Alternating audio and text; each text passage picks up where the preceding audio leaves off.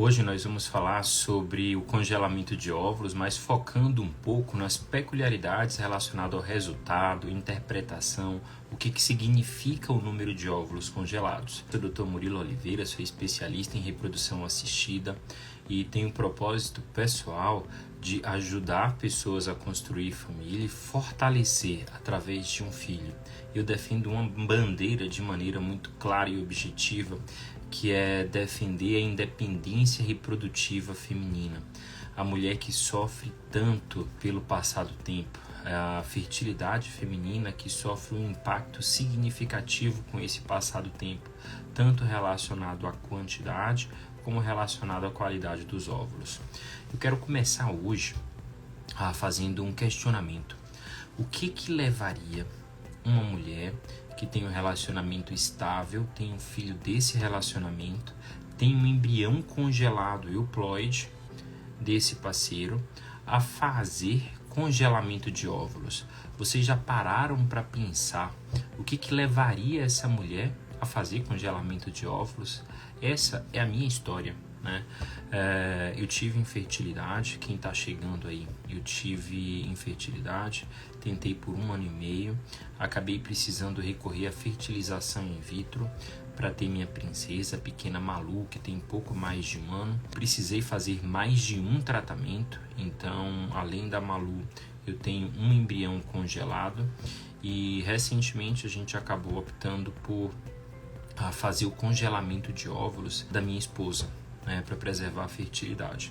E eu vou falar um pouco mais na frente como é que foi esse processo, algumas peculiaridades que aconteceram sobre esse processo de congelamento de óvulos, sobre a interpretação do resultado, se a quantidade de óvulos é suficiente de acordo com as expectativas, se a gente precisa fazer um novo tratamento para tentar ter mais óvulos. E vou falar sobre uma coisa bem interessante, que é uma inteligência artificial que faz uma avaliação desses óvulos e ajuda a gente a ter mais segurança nesse processo. Até porque quem pensa em fazer congelamento de óvulos não quer só chegar na clínica, fazer o tratamento e deixar os óvulos congelados. A pessoa quer deixar guardado uma chance real de gravidez para o futuro. Isso depende da quantidade de óvulos que é congelado, isso depende também da qualidade de óvulos que é congelado. Então tem 2 aspectos que a gente sempre precisa avaliar nesse processo. A reserva ovariana da mulher está relacionado ao potencial que ela tem em produzir óvulos em um ciclo de estimulação.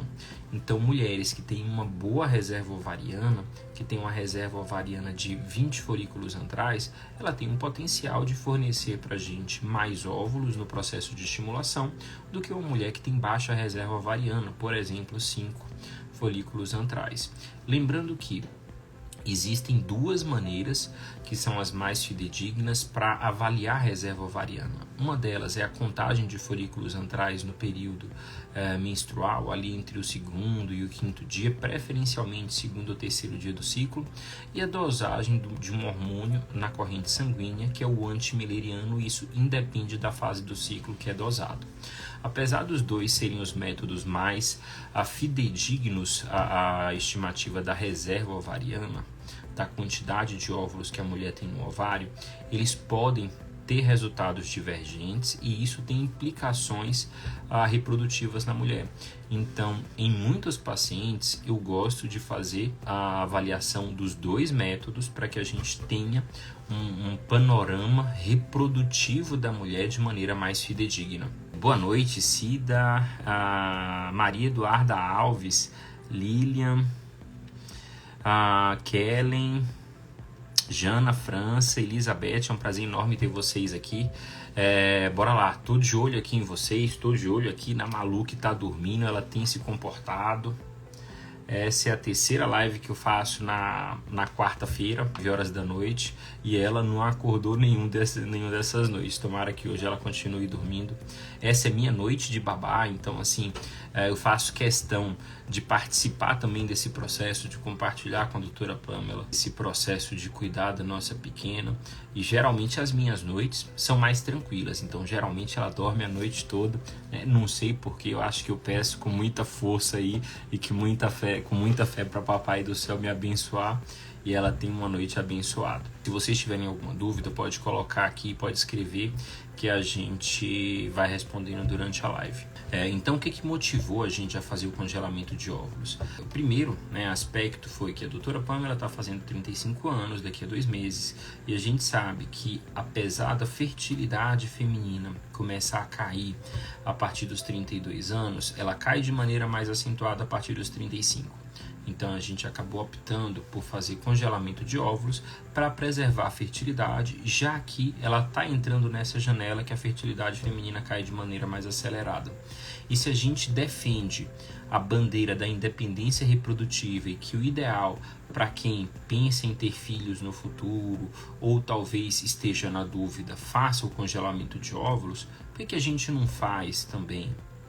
Por que a gente não coloca em prática as ideias que a gente difunde para os pacientes? Então, nada mais justo do que, se a gente acredita que o ideal é fazer congelamento de óvulos antes dos 35 nesse contexto, a gente também faça, e a gente acabou por fazer.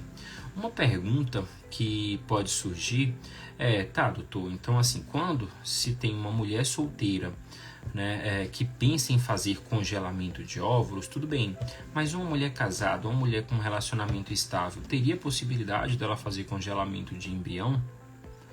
De fato, sim, tem a possibilidade da mulher fazer congelamento de embrião. Mesmo uma mulher solteira, ela pode fazer aquisição de sêmen de doador e fazer congelamento de embrião. Mas quando a gente faz congelamento de embrião, existem aspectos positivos e negativos nesse processo, tá? Qual aspecto positivo? Quando a gente congela, nesse processo de reprodutivo, existe uma jornada. Essa jornada, a gente sempre vai reduzindo os números a cada passo que a gente dá.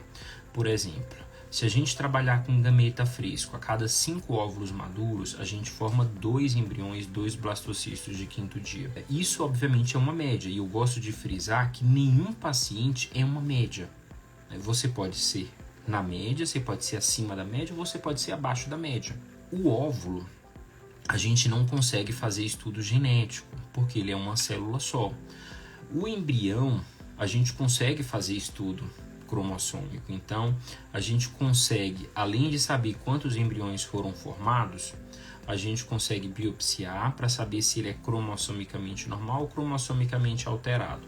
Por exemplo, se você teve 5 óvulos maduros, você juntou com o espermatozoide, formou 2 embriões e biopsiou esses embriões para saber se ele é cromossomicamente normal ou cromossomicamente alterado.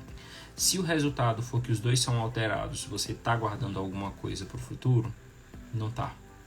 Se você biopsiou e os 2 são normais, você está aguardando 2 oportunidades de gravidez para o futuro. Então, aparentemente, formar embrião pode parecer benéfico, E de fato, para algumas pacientes é. Só que qual o ponto negativo? Você vincula o seu óvulo com a genética de um espermatozoide específico. E eu sempre gosto de falar isso para as pacientes na consulta, Às vezes eu compro até uma briga com o marido das pacientes que são casadas, porque o impacto do tempo na fertilidade feminina ele é muito maior do que na fertilidade masculina. Digamos que se o homem não tiver nenhum problema voltado para a fertilidade, ele consegue engravidar uma mulher mesmo que ele tenha 80 anos de idade. Mas o período reprodutivo da mulher ele é limitado até ali na menopausa, entre 40 e 50 anos na maioria das mulheres. O tempo impacta muito.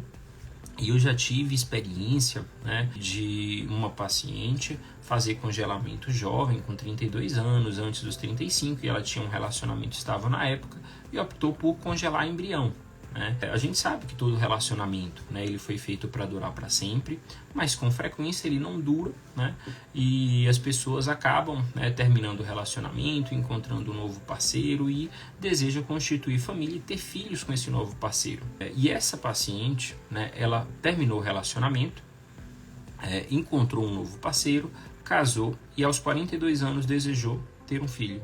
Só que ela já estava com uma baixa quantidade de óvulos e uma baixa qualidade dos óvulos no ovário. Ela não conseguiu formar embrião mesmo fazendo o tratamento. E essas pacientes, o que a gente acaba sugerindo como uma possibilidade de contornar uma limitação biológica? O processo de ovorecepção.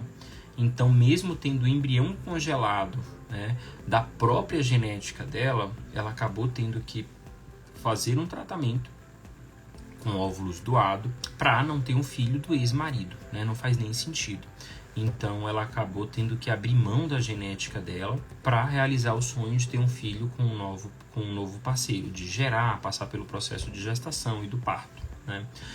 Eu não estou aqui para criticar esse processo de ovodoação e ovorecepção, muito pelo contrário, né? Isso possibilitou com que a medicina reprodutiva e muitos casais realizassem os seus sonhos, né? Mas entre ter um filho com a própria genética ou um filho que tem a genética de parte do casal, a gente sempre dá preferência, né, para que o casal tenha um filho com a genética de ambos, dos dois. Então, o grande aspecto negativo do congelamento de embrião é o vínculo que você faz a um espermatozoide específico, a uma genética específica. E não seria justo da minha parte, né, fazer congelamento de embrião nesse contexto com a doutora Pamela, já que eu defendo essa maneira da independência reprodutiva. É uma bandeira que eu defendo todos os dias, né, voltado para a independência reprodutiva feminina. Então não seria justo, né, eu congelar um embrião com a doutora Pamela, mesmo sabendo, né, e a gente tendo fé em Deus como cristão, de que o nosso relacionamento vai durar toda a nossa vida. O dia de amanhã ninguém sabe, então a gente prefere preservar nesse momento a fertilidade dela, e se precisar lá na frente a gente vai utilizar esses óvulos com o meu espermatozoide e seguir os próximos passos. A gente tem também um embrião congelado, né? Então a gente já tem esse embrião congelado. Caso essa próxima transferência, que ainda não tem data marcada, tenha um resultado negativo, a gente já tem óvulos jovens para utilizar, congelado, aí de quando ela tinha 34 anos, aí batendo na porta dos 35, ou mesmo se der certo nessa próxima transferência, a gente pode vir um anjinho que durma desde o primeiro mês de nascido, né? E a gente fala assim, nossa, esse aí veio um amor, a Malu veio numa safra diferenciada porque ela é muito elétrica, então bora tentar o terceiro. A gente tem óvulos congelados jovem para ter o terceiro, e a chance de gravidez ela está relacionada com o momento que a gente congelou e não necessariamente com o momento que a gente vai utilizar. Eu vou responder uma dúvida aqui da Pam, acho que deve ser Pamela também, né? Boa noite, doutor Murilo. Dúvida: embriões congelados podemos descongelar para biopsiar ou a biópsia é apenas antes do congelamento? Tá, essa é uma pergunta muito interessante, tá? Porque mesmo mulheres que fazem preservação da fertilidade congelando o embrião, não necessariamente fazem a biópsia embrionária para fazer uma avaliação cromossômica, que é a mais comum, a PGTA, que a gente chama, né? Teste genético pré-implantacional para afastar aneuploidias. O ato de congelar e descongelar promove uma agressão ao embrião, porque ele sai de uma temperatura ambiente, vai para menos 200 graus aproximadamente, menos dos 196, né? E quando a gente descongela, a gente traz ele para a temperatura ambiente de novo. Como o embrião ele tem incontáveis células, quando a gente faz esse processo uma vez, essas células se regeneram, né? O embrião tem mecanismos de autorreparação. Quando você descongela, biopsia, recongela e descongela de novo, você pode acabar afetando a qualidade e o potencial de implantação desse embrião. Aí fica um questionamento. A gente tem que colocar na balança o risco e o benefício. Qual seria o benefício da gente fazer essa biópsia embrionária, expondo esse embrião a um processo a mais de descongelamento e recongelamento, né? Porque às vezes você pode ter um embrião euploide, mas ele ter o seu processo de implantação danificado, você vai transferir esse embrião e ele não vai implantar, vai reduzir um pouco a chance de gravidez, né? Então isso é algo que tem que ser sempre individualizado, né? Isso é algo que tem sempre que ser muito individualizado. Como é que funciona o processo de congelamento de óvulos? Então, a gente pode começar esse processo de estimulação em duas fases predominantemente, tanto no período menstrual como no período depois da ovulação, mais ou menos ali no 20º dia do ciclo. A mulher, ela tem mais de uma onda de recrutamento folicular. Então, o que a gente habitualmente faz? A gente avalia para ver qual o melhor período que a mulher recruta mais folículos. A maioria das mulheres, elas recrutam a mesma quantidade ou quantidade similar nas duas fases, mas tem algumas que recrutam mais no período menstrual e tem outras que recrutam mais depois da ovulação. Então, a gente sempre tem o bom senso de fazer essa avaliação para definir o melhor momento para a gente começar. Lembrando que na estimulação, a gente não aumenta o potencial das pessoas, a gente extrai o máximo do potencial de cada pessoa. Então, se você tem 5 folículos antrais, a gente vai estimular e vão crescer no máximo 5, não vão crescer mais do que 5. Se você tem 20 folículos antrais, vão crescer no máximo 20, não vão crescer mais do que 20 folículos antrais. Então a gente extrai o máximo do potencial.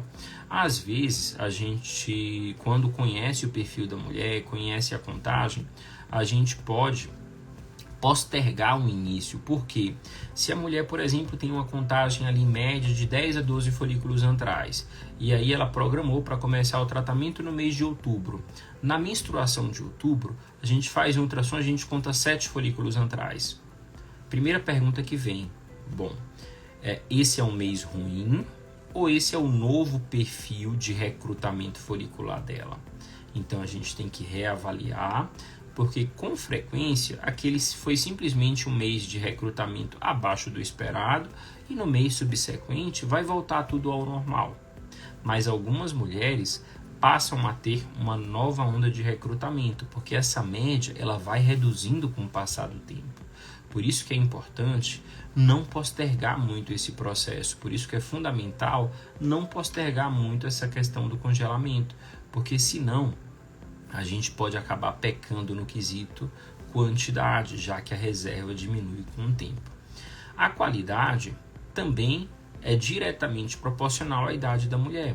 Então, quanto mais avançada a idade, menor a qualidade desse óvulo. Por isso que a gente defende que faça o congelamento o mais cedo possível, de preferência antes dos 35 anos, porque na maioria das mulheres a gente consegue encontrar uma boa quantidade de óvulos no ovário e uma boa qualidade desses óvulos. Lembrando que ninguém é uma média, então tem pessoas que vai ter uma capacidade reprodutiva maior antes dos 35 anos e tem pessoas que vão ter uma capacidade reprodutiva menor.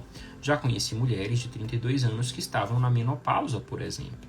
Então, apesar desse não ser o comum, na área da saúde a gente sabe que o provável pode não acontecer e o improvável também pode acontecer. A gente tem que ter a cabeça aberta nesses dois sentidos. Iane, boa noite. Carol, seja bem-vinda. Mariana Palha, uma amiga paulista. Jamile, prazer enorme ter vocês aqui. Então, continuando. Existem esses dois momentos que a gente pode começar esse processo de estimulação, tanto no período menstrual como depois da ovulação. Pacientes oncológicas é um capítulo à parte, porque o início é emergencial, então a gente começa independente da fase do ciclo e utiliza alguns artifícios para manejar o ciclo da mulher.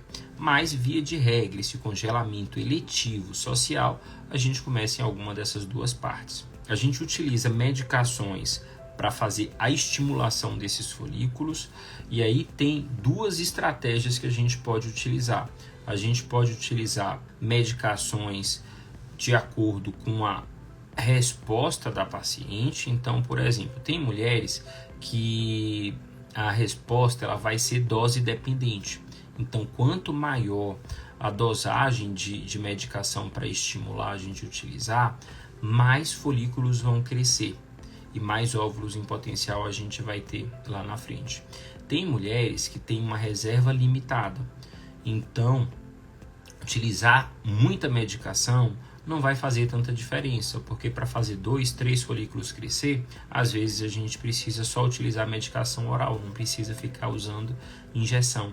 Então a gente sempre individualiza, né, essa questão do tipo de protocolo de estimulação de acordo com o desejo da mulher, de acordo com os objetivos e de acordo com a capacidade dela. Um outro grupo de medicações que a gente utiliza é medicação para evitar o processo de ovulação, porque se ela ovular, a gente não consegue fazer a coleta desses óvulos, né? Então a gente pode fazer isso através de medicações injetáveis também, ou através de medicações via oral à base de progesterona. A gente sempre tenta utilizar um protocolo amigável, ou seja, um protocolo que seja menos danoso possível ao paciente. Então, por exemplo, tem mulheres que têm aversão à agulha.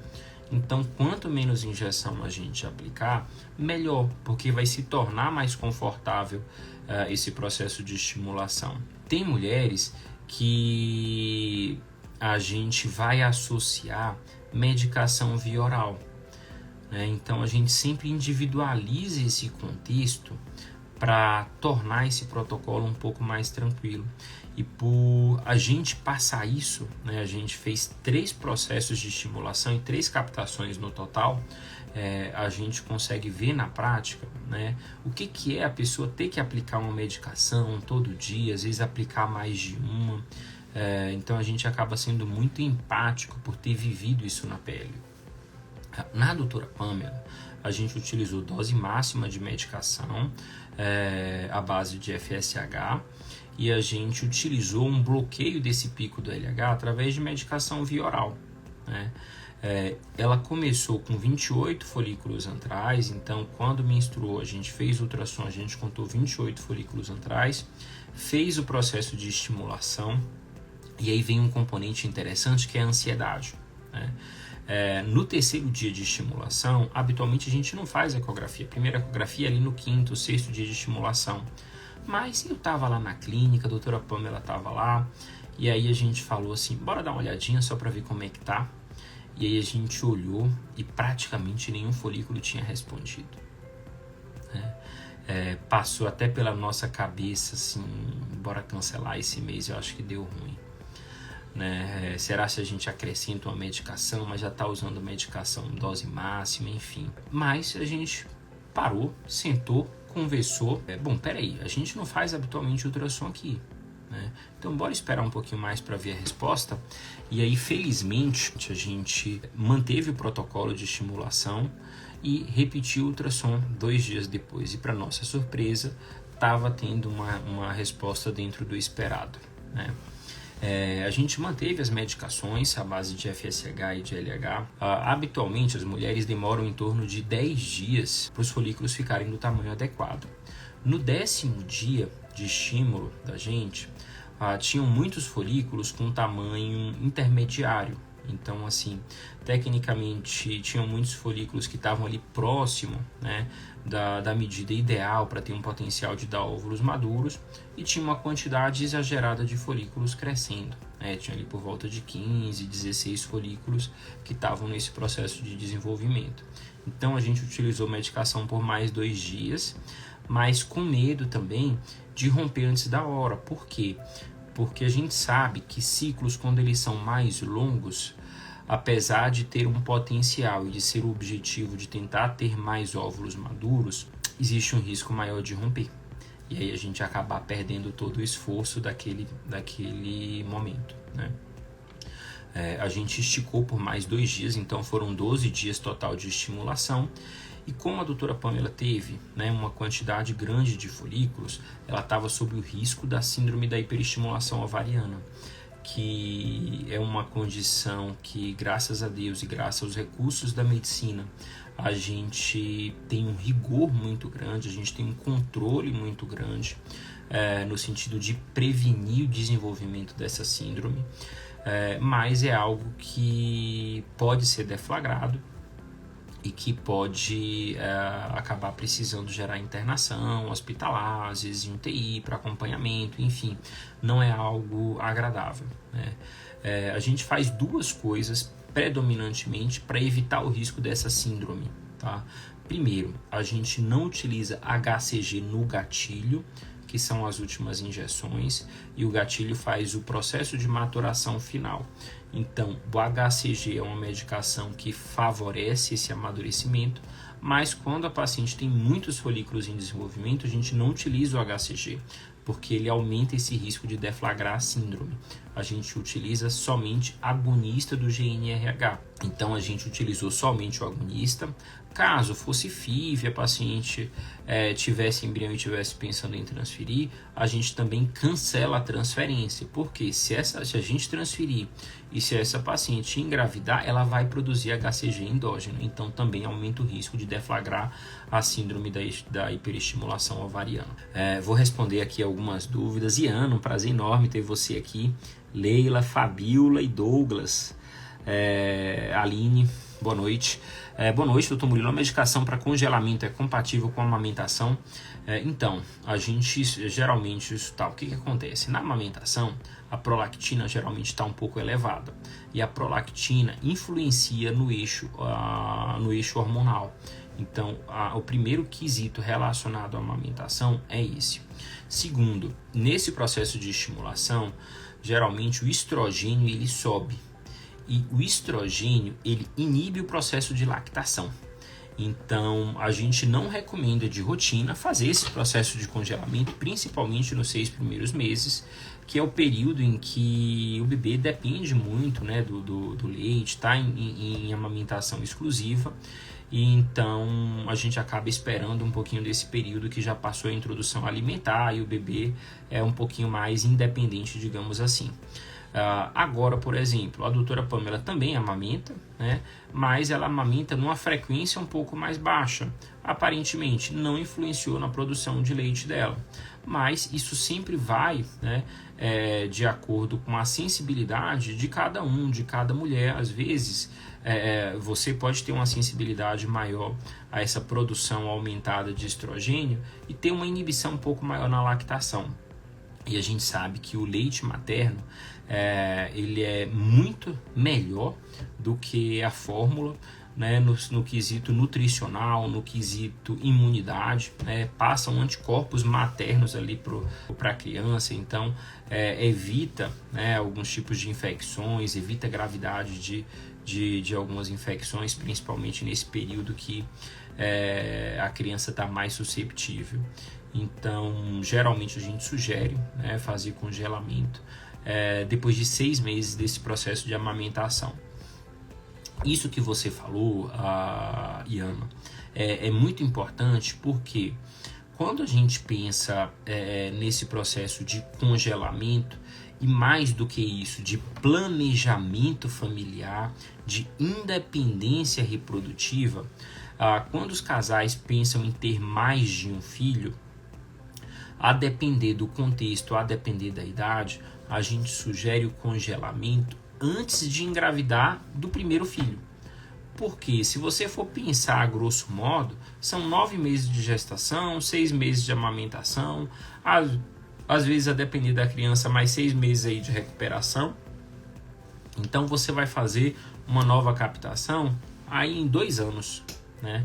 Então uma das coisas que a gente sugere é quem pensa em ter mais de um filho e tá ali próximo, 33, 34, 35 anos, fazer o congelamento de óvulos antes de tentar o primeiro filho, né? Porque a gente já consegue ter óvulos jovens aí para um segundo, ou um terceiro, ou quem sabe 4º filho aí, vai depender sempre da animação do casal e do perfil da criança que nascer, né? Porque se der canseira na gente, a gente fecha a conta. Se vier e for aquele amor, aquela coisa, né, mais comportadinha, a gente sempre avalia em estar ampliando cada vez mais a família. Bora lá. As últimas medicações desse processo de estimulação fazem um processo de maturação final. Geralmente a gente utiliza o que a gente chama de dual trigger, né, que é utilizar 2 classes, 2 categorias de medicações diferentes para favorecer esse processo de maturação final dos óvulos. Então, uma medicação à base do HCG e uma agonista do GNRH, que vai estimular a nossa hipófise, a hipófise da mulher, na verdade, a produzir e fazer um pico natural de LH. Então a gente utiliza 2 mecanismos para fazer esse processo de maturação. Lembrando que se tiver a síndrome da hiperestimulação ovariana, não é aconselhado, se tiver o risco, né, não é aconselhado utilizar o HCG nesse gatilho e nem fazer transferência para quem estiver fazendo FIV pensando em transferir, tá? Geralmente a gente programa a captação, a coleta dos óvulos aí por volta de 35 a 36 horas depois dessa última injeção. E qual é o objetivo disso? Quando a gente faz o gatilho, a gente sabe exatamente a hora que a maioria das mulheres vão ovular. Então a gente vai um pouquinho antes desse horário e faz essa coleta, essa captação dos óvulos, né? Algumas mulheres ovulam antes da hora. E aí no ultrassom antes da captação, que a gente sempre faz de conferência, a gente vai ver lá os folículos todos romperam, né?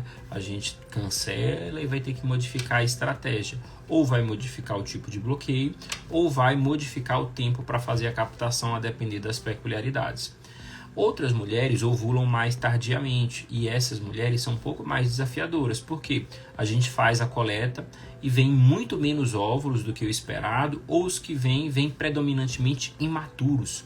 Então a gente vai ter que refazer a programação dessa paciente e fazer uma captação um pouquinho mais tarde, porque naturalmente essa mulher ovula um pouquinho mais tardiamente. No nosso contexto, a gente teve 18 óvulos captados, 18 óvulos coletados e 16 deles eram maduros. Então a gente teve um total de 16 óvulos maduros congelados, né?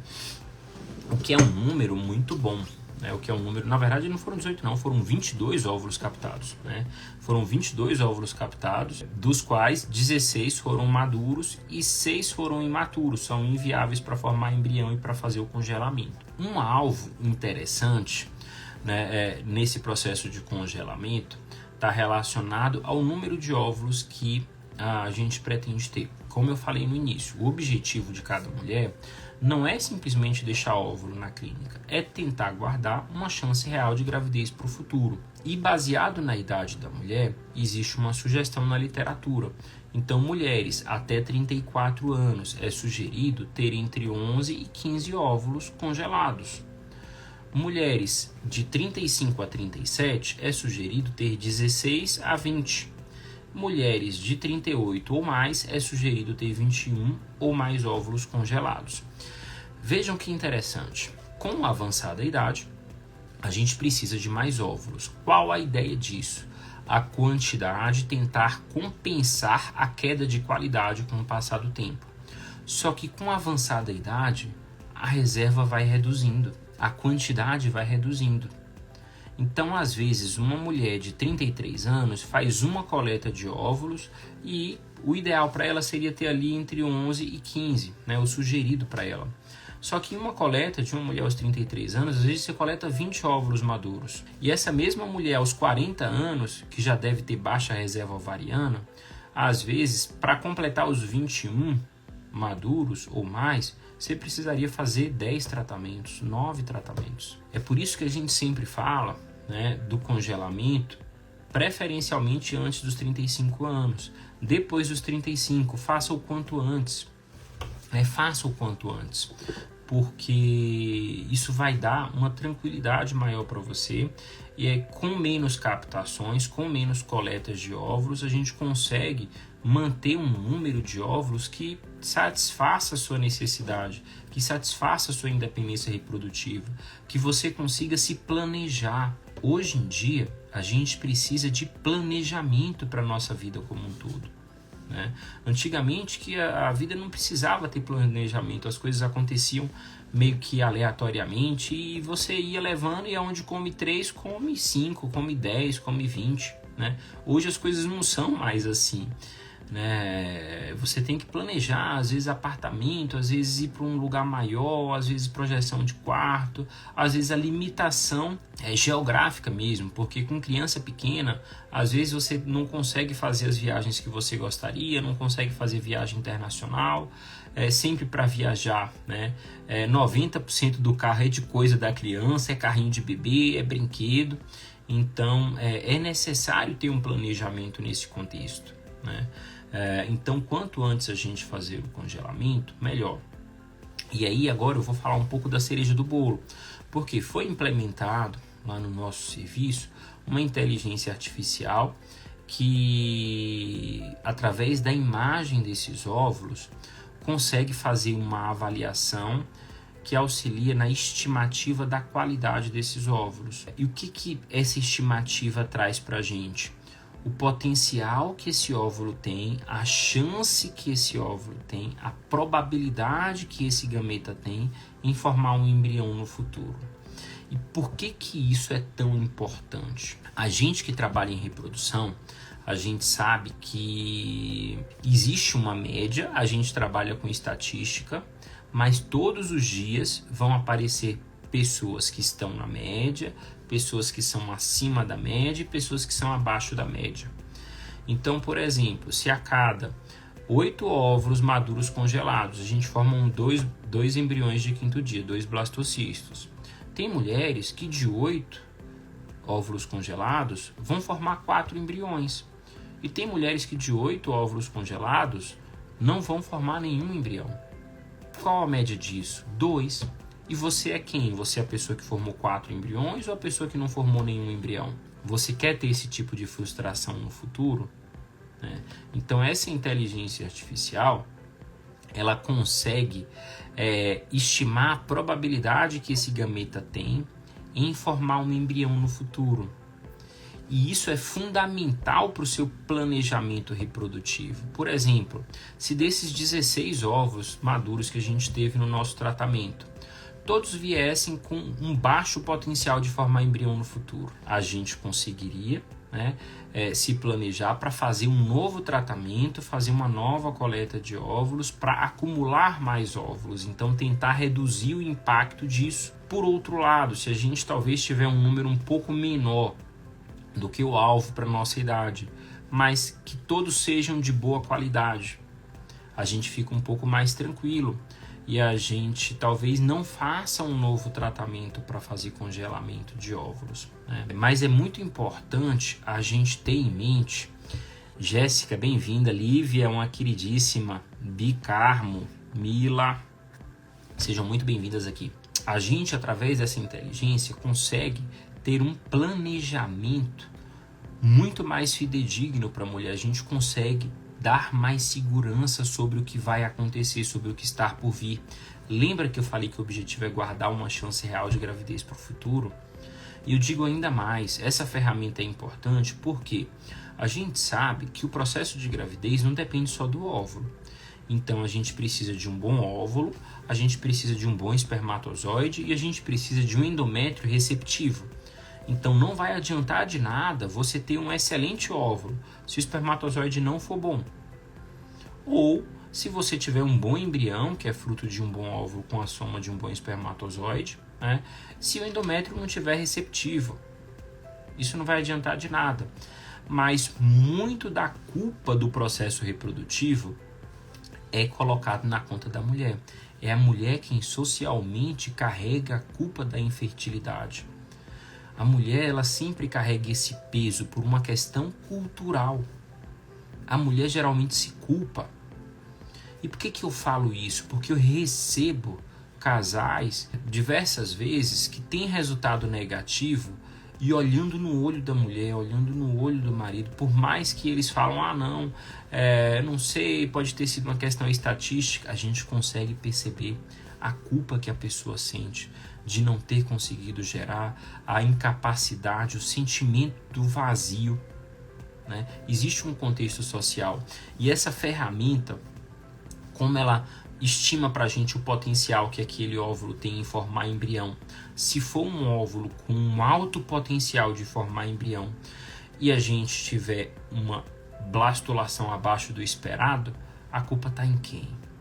Então a gente consegue atribuir de maneira real e objetiva a culpa para o espermatozoide quando ele tiver. Por exemplo, imagine hipoteticamente que tem um casal, uma mulher de 40 anos e o parceiro de 35 anos. O parceiro tem um fator masculino importante que pode impactar nessa questão da qualidade, e a mulher com 40 anos ela já tem um impacto na qualidade inerente à idade. Eles fazem um tratamento, tem uma boa quantidade de óvulos, 10, 12 óvulos maduros, formam um embrião e não engravida. Faz um segundo tratamento, depois de otimização, mudança de hábito, tudo enfim, forma um embrião e não engravida. Qual é o gameta que é culpado?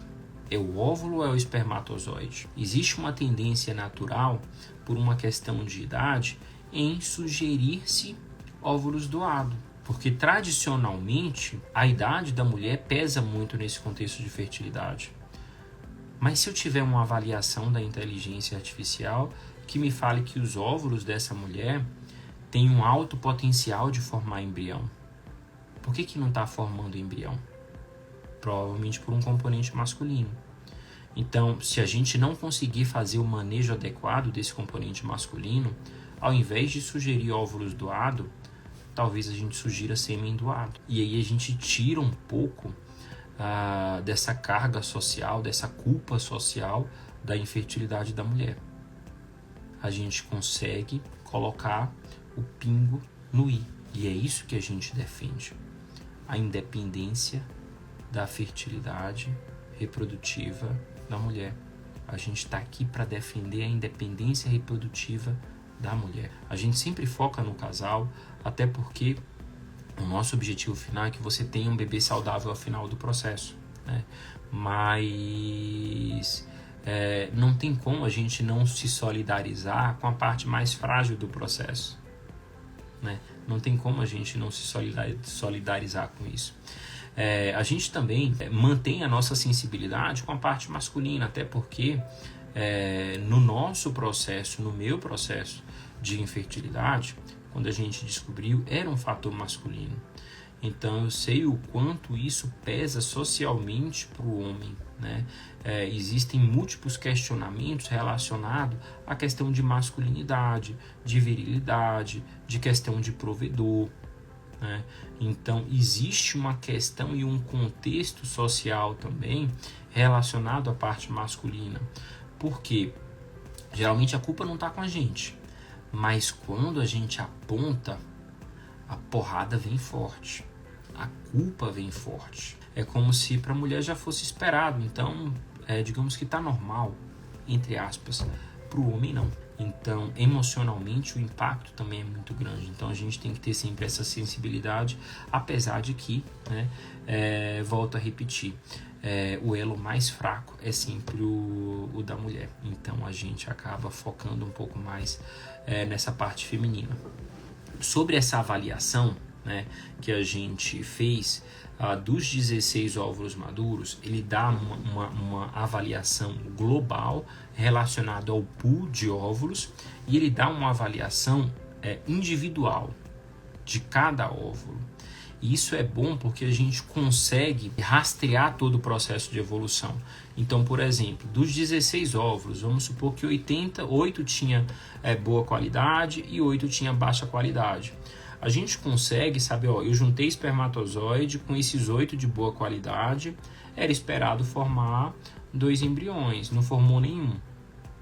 Ah não, então desses 8 a gente formou 4. Então a gente consegue, rastrear esse processo evolutivo. E baseado em algoritmos estatísticos, ele consegue falar para a gente o percentual que a gente tem, a chance que a gente tem, por exemplo, de conseguir formar embriões, e ele separa em categoria. Por exemplo, a chance de não ter nenhum embrião no final desse processo, 0,03%, ou seja, praticamente nulo. A chance que a gente tem de ter 1 a 3 embriões, se a gente utilizar todos esses 16 óvulos, 7,5%. A chance que a gente tem de formar 4 a 8 embriões, utilizando esses 16 óvulos, 80%. Então, para a gente, está muito cômodo. A gente está satisfeito com esse resultado. A gente não vai fazer uma nova coleta porque isso aqui dá uma segurança para a gente. E se a gente for considerar aos 34/35 anos, 50% dos embriões são alterados cromossomicamente. Então, se a gente tiver 4 embriões aqui desses 16 óvulos, a gente provavelmente vai ter 2 euploides se a gente seguir a estatística, o que para a gente está ótimo. A chance de formar 9 a 16 embriões seria 11%. Né? Então, provavelmente, desses 16 óvulos que a gente congelou do nosso tratamento, a gente tem 80% de chance de formar entre 4 a 8 embriões, o que para a gente, para nossa expectativa e para o nosso objetivo, atende tranquilamente. Tá? Então, digamos que esse processo de preservação de fertilidade da gente encerrou-se aqui.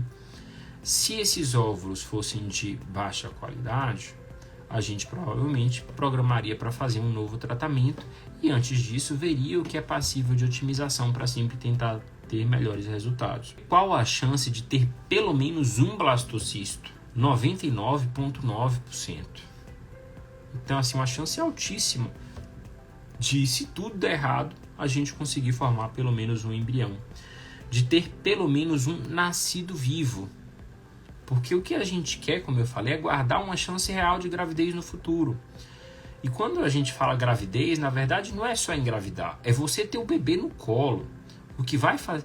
doutor, eu tenho um óvulo. Desse um óvulo, você teve bebê no colo, o bebê chorou, você escutou, você ficou de madrugada acordada, pedindo a Deus para o seu bebê dormir. É isso que vai fazer sentido pra gente. Qual a chance, baseado na qualidade desses 16 óvulos, da gente ter um nascido vivo? 77% é uma chance muito alta. De ter 2 ou mais nascidos vivos, 42%, o que é uma chance razoável, né, se falando do contexto reprodutivo. Então, essa avaliação da inteligência artificial é algo que veio para agregar, para trazer mais informações e trazer uma maior segurança reprodutiva para a mulher. E o congelamento de óvulos para preservação da fertilidade é simplesmente isso.